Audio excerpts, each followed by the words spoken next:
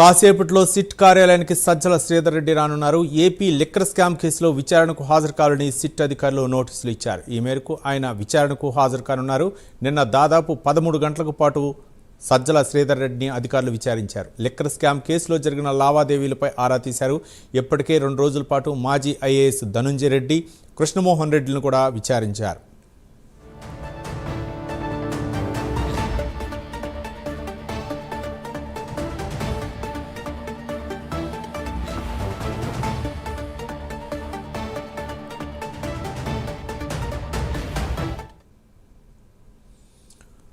Right, దీనిపై మరిన్ని వివరాలు మా కరెస్పాండెంట్ శ్రీనివాస్ అందిస్తారు. శ్రీనివాస్. Thank you Ravi. ఏదైతే లిక్కర్ స్కామ్ దాదాపు గత వైసీపీ ప్రభుత్వం చేసే లిక్కర్ స్కామ్ లో దాదాపు 3,500 కోట్లకు పై కూడా నిధులు పక్కదారి మళ్ళాయని చెప్పేసి కూడా దీనిపైన కూడా ఇప్పటికే చిట్టు దర్యాప్తు వేగవంతం చేసింది. ఇందులో భాగంగా చిట్టు దర్యాప్తులో భాగంగా ఈ కేసులో కీలక నిందితుడిగా ఉన్న కర్నూలు జిల్లా నంద్యాల జిల్లాకు చెందిన ఎస్పీవై ఆగ్రో కెమికల్స్ మాజీ ఎండి సజ్జల శ్రీధర్ రెడ్డి ఇప్పటికే పోలీసులు రిమాండ్ తరలించారు. అయితే కోర్టు అనుమతి మేరకు 3 రోజుల పాటు అతనికి ఇంటరాగేషన్ చేసింది కూడా న్యాయస్థానం ఆదేశాలు ఇచ్చింది. ఇందులో భాగంగా ఇప్పటికే సజ్జల శ్రీధర్ రెడ్డిని 2 రోజుల పాటు కూడా విచారించారు. ఈ రోజు కూడా మరోసారి కూడా ఈ రోజు కూడా సజ్జల శ్రీధర్ రెడ్డిని విచారణకు సిట్టు అదుపు తీసుకుంది. కొద్దిసేపటి క్రితమే అతన్ని ప్రభుత్వ వైద్యశాలకు చికిత్స నిమిషం తీసుకెళ్లారు. అక్కడ వైద్య పరీక్ష అనంతరం కొద్దిసేపటి క్రితమే అక్కడ నుంచి కూడా సిట్ కార్యాలయానికి సజ్జల శ్రీధర్ రెడ్డిని తీసుకురాబోతున్నారు. అయితే ఈ రోజు కూడా ప్రధానంగా సజ్జల శ్రీధర్ రెడ్డిని ఈ స్కామ్ గురించి కూడా ప్రశ్నించే అవకాశం ఉంటుంది. అయితే శ్రీధర్ రెడ్డి మటుకు శ్రీధర్ రెడ్డికి సంబంధించిన కొన్ని అతను సమాధానం దాటవేస్తూ వచ్చారు. అయితే సిట్టు మటుకు తమ వద్ద ఉన్న ఆధారాలు చూపించి ఇందులో మీ పాత్ర ఏమిటని చెప్పేసి కూడా ప్రశ్నించడంతో కూడా శ్రీధర్ రెడ్డి కూడా సమాధానం ఇవ్వలేని పరిస్థితి. అంటే పలు ప్రశ్నలు కూడా అతను సమాధానం ఇవ్వకుండా తనకు తెలియదు, తనకు ఏ సంబంధం లేదని చెప్పేసి కూడా బుకాయిస్తూ సిట్ అధికారులు కూడా అదే పనిగా చెప్తూ వస్తున్నారు. అయితే ఈ రోజు కూడా మరి సిట్ అతన్ని ప్రశ్నల వర్షం కురిపించే అవకాశం ఉంది. అతని నుంచి మాక్సిమం అతని నుంచి సమాధానం సేకరించే పనిలో సిట్ ఉంది. అయితే మరోవైపు చూసుకున్నప్పుడు ఈ కేసులో ప్రధానంగా కీలక నిందితులుగా ఉన్న అంటే వాళ్ళకి ఇప్పటికే నోటీసులు జారీ చేస్తారు. అయితే వాళ్ళు సుప్రీంకోర్టు ముందస్తు చర్యలో భాగంగా వాళ్ళకి అరెస్ట్ చేయకుండా సుప్రీంకోర్టు ఆదేశాలు ఇవ్వడంతో వాళ్ళు ప్రస్తుతానికి కృష్ణమోహన్ రెడ్డి కావచ్చు, అలాగే ధనుంజయ రెడ్డి కావచ్చు, ఇద్దరు కూడా సిట్ అధికారులకు ముందు విచారణకు హాజరయ్యారు. ఈ రోజు కూడా వాళ్ళకి మరోసారి 2 రోజుల పాటు ఇప్పటికే ధనుంజయ రెడ్డిని అలాగే కృష్ణమోహన్ రెడ్డి కూడా దాదాపు 2 రోజుల పాటు కూడా నిన్న రోజు కూడా దాదాపు 13 గంటల పాటు కూడా విచారించారు. ఈ రోజు కూడా మరోసారి సిట్ ముందుకు రావాలని చెప్పేసి కూడా నిన్న వాళ్ళకి నోటీస్ ఇచ్చింది. ఈ రోజు 3 రోజులు కూడా కృష్ణమోహన్ రెడ్డి కావచ్చు, ధనుంజయ రెడ్డి కావచ్చు, ఇద్దరు కూడా ఈ రోజు సిట్ కార్యాలయానికి వచ్చే అవకాశం ఉంటుంది.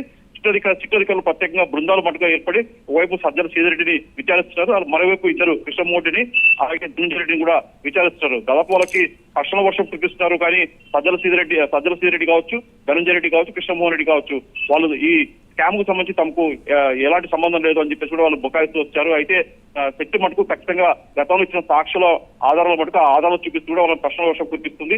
అయితే మొత్తం చూసుకున్నట్టు మరి కాసేపట్లో ఈ ముగ్గురు కూడా రిమాండ్ లో ఉన్న సజ్జల శ్రీధర్ రెడ్డిని అలాగే నోటీసులు అందుకున్న ధనుంజయ రెడ్డి కావచ్చు, మాజీ ఐఏఎస్ అధికారి, అలాగే గతంలో ఓఎస్డీగా పనిచేసిన కృష్ణమోహన్ రెడ్డి కావచ్చు, ఈ ముగ్గురిని కూడా ఈ రోజు మరి కాసేపట్లో సిట్ అధికారులు కూడా ఈ రోజు విచారించే అవకాశం ఉంటుంది. రవి.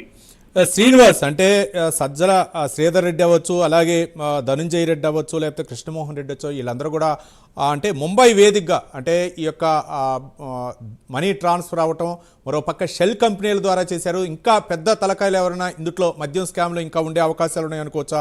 ఆ విధంగా సిట్ విచారించే అవకాశాలు ఉన్నాయనుకోవచ్చా?